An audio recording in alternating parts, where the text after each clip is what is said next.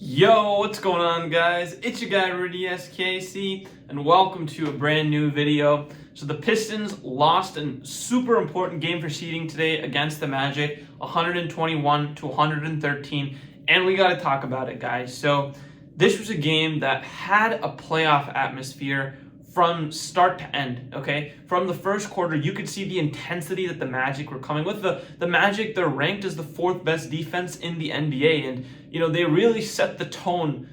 They really set the tone early on with the style and physicality that they were playing Cade with, that they were playing the screens with. I think oftentimes the biggest test to a team's physicality is how hard they're coming off screens or how hard they're fighting off the off-ball screens. And to me, the Magic, from the tip-off, they were coming hard on the Pistons. And the Pistons, for the most part, they were able to do a good job matching the intensity, for the first three quarters. And then kind of in the start of the fourth quarter, really it was a very defensive-minded game for the first three quarters. The Magic started to find that three ball, and that ultimately was the reason why, the Pistons ended up losing today. And again, not a pretty loss considering the seeding and everything that the Pistons are looking for in terms of staying out of the play-in games and being directly into the playoffs for the Pistons.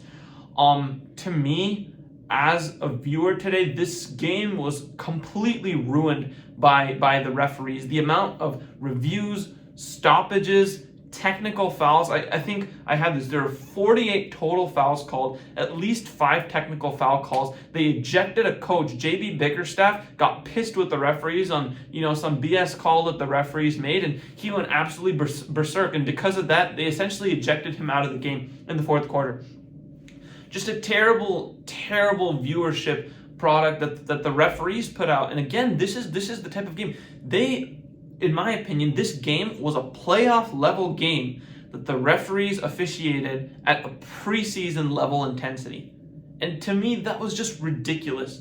A lot of the hard contact, a lot of the hard fouls, this goes both ways, but they were officiated terrible on both sides of the basketball, and it made the game really hard to watch. All the stoppages, all the times they went to go and review something because, someone was complaining, or they don't make an obvious call. And, you could tell when the head ref came up to the monitor to give his call, he was like shaking in his voice. The foul looks to be called on, unfortunately, the home team. I don't know what the referee was doing. I mean, it was terrible. Like, he couldn't even give his call straight to the PA. So they did a horrible job, and in my opinion, it took this game from, Orlando, they had a great crowd out today. They had a great crowd. It took this game from having that playoff level atmosphere.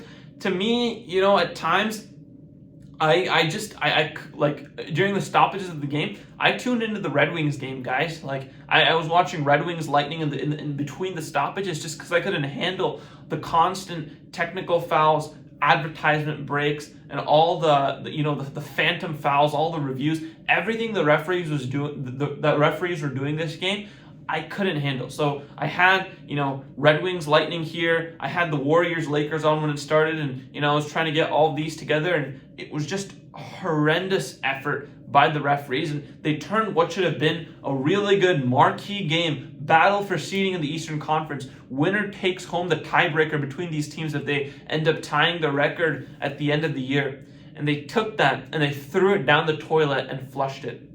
They flushed it. So they completely ruined that matchup to me. But, overall, this was a great game for the first three quarters. And in my opinion, say what you want about the referees. Like I said, they were terrible on both sides. The Pistons, they lost because of their faults at the end of the day. They lost because of their faults, okay?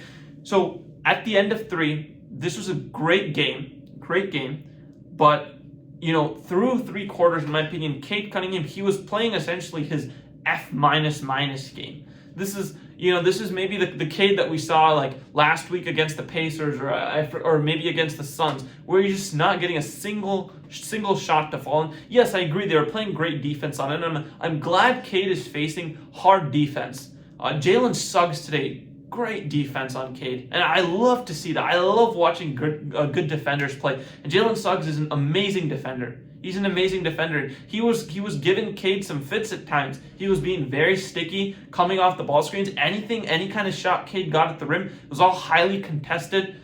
The thing it came down to early on was the Pistons, regardless of how good they were playing on the defensive side of the ball, they didn't have another guy to say, hey, Cade, I got this. You have all this pressure on you right now. I'm going to go and I'm going to get us some easy baskets.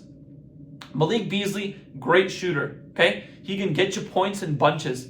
But to say that he's a number 2 on even a playoff team, that can't happen. That can't happen. The reason for, in my opinion, that you were in the game was because, number 1, your defense, Isaiah Stewart and Jalen Duren today, really, really good.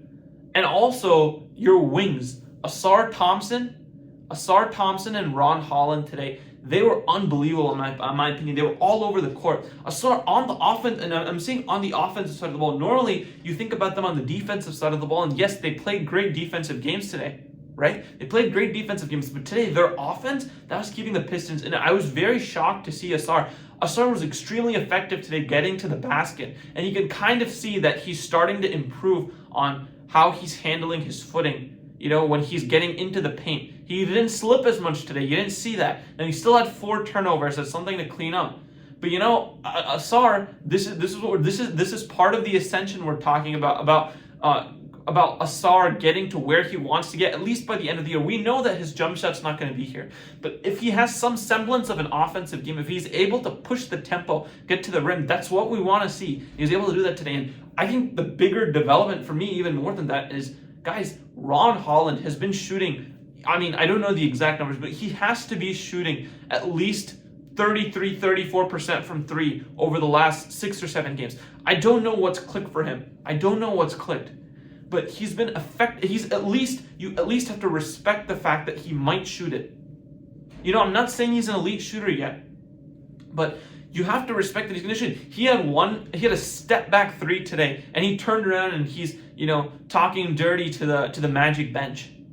That's the development for Ron Holland that you want to see by the end of the year, because he is a lanky big. You saw both him and Asar today, the amount of deflections they were getting in just because of the length of their arms. That led to so many Pistons transition points. And again, because of the way the refs called the game, this was mostly a half-court game. This was mostly a game played in the half-court. But when the Pistons got transition opportunities, they were taking advantage of them, because they were getting those deflections from Asar and Ron. And, you saw the Pistons go on a run into the third quarter where they went up 5, 6, 7 points. They were in control of the game for most of the night. They were in control of the game. But then, because no one on the team was capable of getting their own shot and making their own shot except Cade, when you get into the start of the fourth quarter, and there's no one on the court who can do that. And when you have a Magic team who, they have 2 young stars in Franz Wagner and Paolo Banchero, when you have those 2 guys and you only have your one guy in Cade on the Pistons, because he played his F- game in the first 3 quarters, and because you had Paolo, who was playing a great game throughout, and because you had Franz, who really started picking things up, in the third quarter, in the start of the fourth quarter, the Magic, they started going on a run, and the Pistons, they weren't able to facilitate a half-court offense. And that's what's going to happen in the playoffs too. You're not going to get these super cool transition opportunities all the time. That's not how playoff basketball works, especially in the fourth quarter. So to me, for the Pistons, this is a learning opportunity, and for Trajan Langdon, this is a must. This game is a must example of why you need to go out and get some kind of backup point guard. It can't be a Marcus Sasser. It cannot be a Malik Beasley. I'm sorry. It cannot be either of them. I think I'll tell you some great out. You can go out Mike Conley and Quinn Cook. They're 2. They should be cheap veteran players who can go out and they can get you buckets. They can get you buckets and they can facilitate an offense at least. Take some ball handling pressure off Cade. Sasser, he's not a natural ball handler yet. He can't take on that responsibility himself. So, again, the Pistons, we've been talking about this, it seems like every single game, right? Every single game. And in games like this where Marcus Sasser, the Magic, they're a great defensive team. They weren't letting Marcus Sasser get any kind of looks in the fourth quarter. Who do you have? You don't have anyone that's capable of creating good looks for your team. You have shot makers. You can have, Marcus Sasser, Beasley, Hardaway. You can have those guys, but they're not creators. They're shot makers. They can make shots in difficult situations. You need to go out and get a veteran guy who's capable of making those plays for the Pistons, generating penetration and making those plays. So to me, that's kind of where the Pistons went wrong. But you saw Ron Holland, Asar Thompson, great defensive game. Jalen Duren, Beef Stew, they tried to dunk on him 3 times. Beef Stew said no every single time. He's one of the best shot blockers in the entire NFL. And he, like Blaha and Kelsey point out, he limits the opponents to the lowest field goal percentage out of any big in the entire NBA. I genuinely think Stu is making a case for himself to be on one of the all-defense teams by the end of the year. You guys watch out for that. You guys watch out for that because, yes, he's not going to get recognition, but the stats that he's putting up and the ferocity that he plays with on the defensive side of the ball, that's what was keeping the Pistons in the game. That's what was keeping them in the game. It was the defense, the hustle. That's just the kind of way that this game was shaping out to be until the referees kind of ruined things. It was probably like there are some signs in the first quarter, I would say, but then in the middle of the second quarter, that's when it got all like you could just tell that the referees wanted to ruin this game. They wanted to officiate it at a preseason level. So, that's just something that it's unacceptable, and I'm so glad JB Bickerstaff got himself ejected. Like, he was calling out some of the BS the refs were doing, and he wasn't having it. And he said, if you guys aren't gonna call it, peace out, I'm out. And that actually lit a fire on this team, and you saw Cade Cunningham, he turns into beast mode in the fourth quarter, and there's nothing you can do to stop him. There's nothing you can do to stop Cade Cunningham in this fourth quarter. And it took Paulo Banchero and Franz Wagner just hitting shot after shot. It took them staying that hot to beat the one-man army of Cade, because the Pistons, they were able to make a comeback after Cade got back in the game, after JB exited himself. They were making a comeback, and it was because of Cade, but it was too little too late because of what transpired to start the fourth. And because the referees were terrible and they were slowing the game down at so many points. For a team that loves to play with tempo, that's not good basketball, man. It's just not. And it's not fun basketball either. So hopefully this is not something you see, because when people say they don't enjoy watching the NBA, that's the type of game they don't enjoy watching. No one likes watching defensive basketball, right? Only true basketball fans like watching defensive basketball games. But then when you take it over the top and the referees add on to the game and they officiate the physicality at a preseason level, that makes it almost unwatchable. That makes it, even to the people who love watching defense, it makes it unwatchable. So again, the referees are not why the Pistons lost this game. I'm just complaining that this was not an entertaining game to watch, and it's because of the referees, not because of either the Pistons or the Magic's play today. So my final note is I hope Tobias is okay. He had some kind of head injury, so hopefully it's not a concussion. Hopefully it's nothing long-term, and he's good to go for next game. But, the Pistons, this was a must-win game, and they were not able to get the job done, but hopefully they're able to bounce back soon. I'll be out for some more Lions content soon, but until then, I'm going to get back to watching Steph versus LeBron. I don't know what the score is looking like right now, but that's always an entertaining game. And until next time, guys, peace.